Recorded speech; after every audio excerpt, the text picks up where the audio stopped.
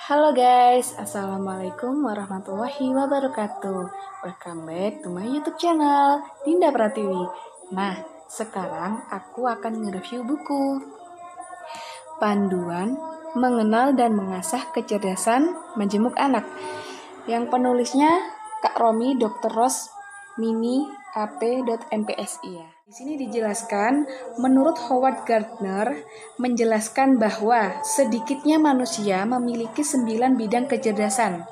Nah, kecerdasan yang pertama adalah kecerdasan gerak dan tubuh, yakni kecerdasan yang mencakup bakat dalam mengendalikan gerakan tubuh dan keterampilan dalam menggunakan peralatan.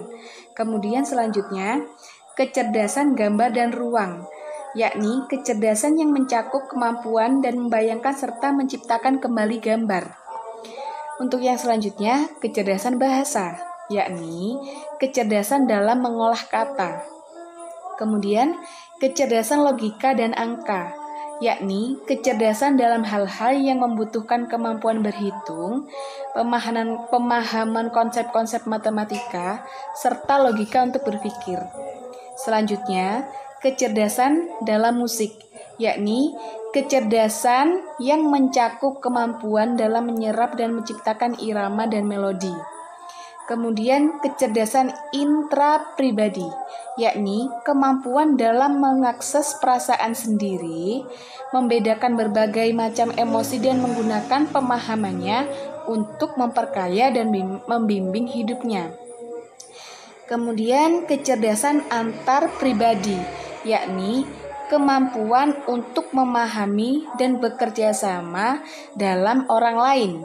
Kemudian kecerdasan memahami alam. Kecerdasan memahami alam yakni kemampuan untuk mengamati, mengidentifikasi, dan mengklasifikasi bentuk-bentuk di alam.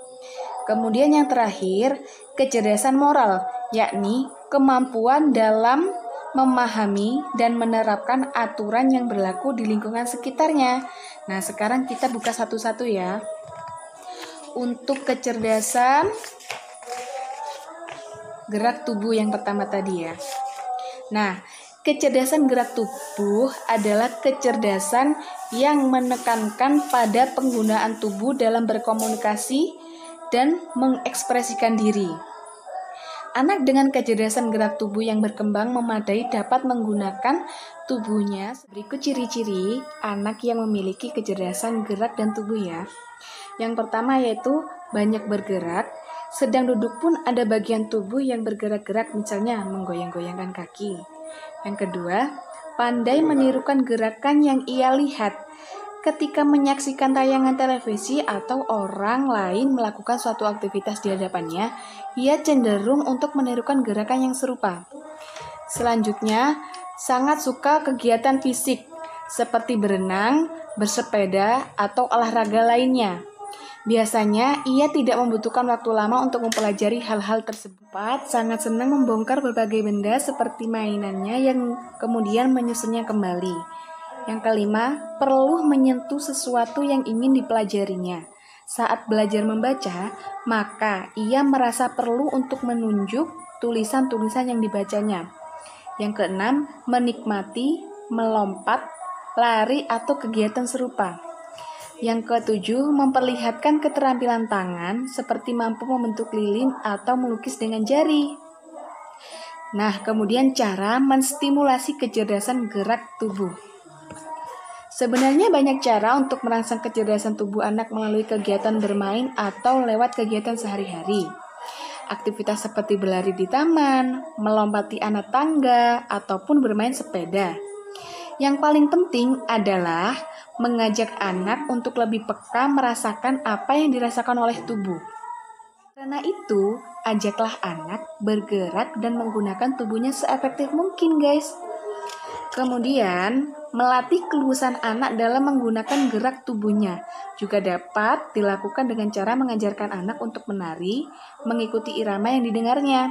Saat mendengarkan irama atau musik dari radio, tidak ada salahnya untuk mengajak anak mengikuti irama yang terdengar dengan tepukan tangan atau gerakan tubuh. Seperti itu. Pada dasarnya, tidak ada jenis kecerdasan tertentu yang berdiri sendiri. Oleh karena itu, dengan menstimulasi kecerdasan gerak tubuh anak, kita dapat pula mengembangkan kecerdasan yang lain. Misalnya, seorang anak diberikan mainan balok kayu dan ia diminta untuk membuat suatu bentuk, misalnya rumah. Maka, yang dirangsang dalam permainan ini juga kecerdasan dalam ruang dan gambar, karena anak dituntut untuk membayangkan bentuk rumah. Dalam pikiran yang kemudian coba diwujudkan lewat permainan balok kayu, ketekunannya dalam menyelesaikan bentuk-bentuk yang diminta juga akan ikut mengembangkan kecerdasan intra-pribadinya. Seperti itu. Nah, di sini untuk kecerdasan gerak tubuh ada catatannya ya guys. Untuk yang pertama, kecerdasan gerak tubuh adalah kecerdasan yang menekankan pada penggunaan tubuh dalam berkomunikasi dan mengekspresikan diri. Yang kedua, mengidentifikasi kecerdasan gerak tubuh dapat dilakukan melalui pengamatan terhadap perilaku keseharian anak, seperti banyak bergerak, pandai menirukan gerakan yang dilihat, lebih menyukai kegiatan fisik, dan sebagainya. Kemudian yang terakhir, untuk melatih kecerdasan gerak tubuh, dapat diajak melakukan berbagai aktivitas yang melibatkan gerak guna meningkatkan kepekaan dan merasakan apa yang dirasakan oleh tubuh, seperti menyentuh berbagai tekstur benda, bermain pantomim, dan sebagainya. Nah, untuk memahami kecerdasan yang lainnya, kalian tunggu di next video selanjutnya ya guys. Oke, dadah!